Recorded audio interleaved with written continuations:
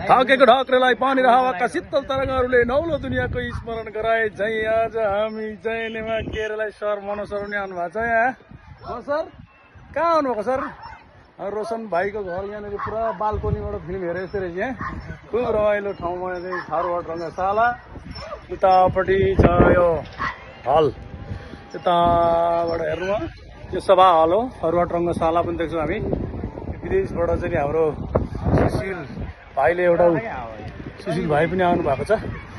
सुशील भाइले चाहिँ यहाँनिर आज यस तरहमा घुम्न भनेर आउनुभयो। हाम्रो साथी रोशन रोकामा प्रसिद्ध चाहिँ हाम्रो सेक्वा कर्नर हो।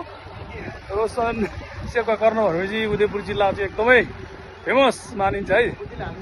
अब वरिपरि हेरौँ। अब चारैतिरको वातावरण एकदमै सुन्दर वातावरणमा चाहिँ उहाँले गाईघाटको मुटुमा चाहिँ उहाँ रहेको घर चाहिँ हामी आज घुम्दै फिर्दै आइपुगेका छौँ। साह्रै सुन्दर वातावरण रहेको छ। हामी अत्यन्तै आज रमाइलो यहाँनिर रोशनकोमा चाहिँ अब अनेक प्रकारका यहाँ भेराइटिजहरूको चाहिँ पार्टी छोरा छोरा पनि देखेका छौँ हामी यहाँ भिडियो। हेलो, ढुङ्गे युगमा प्रवेश गर्नु चाहिँ ढुङ्गा खेल्न खुब मनपर्छ उहाँलाई। होस् मङ्गल होस्, कल्याण होस् भन्दै आजलाई बिदा चाहन्छु।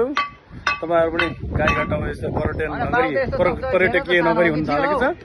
गाईघाट पनि अब क्रमिक रूपमा विकासको फड्को मारिरहेको अवस्था हो।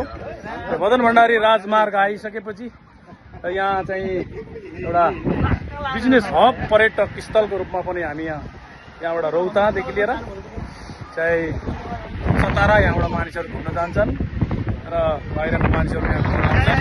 त्यति भन्दै तपाईँहरू पनि एकपल्ट गाईघाटको यस दृश्यहरू भन्दै बिदा चाहन्छु। जय होस्, मङ्गल होस्, कल्याण होस्, जय होस्।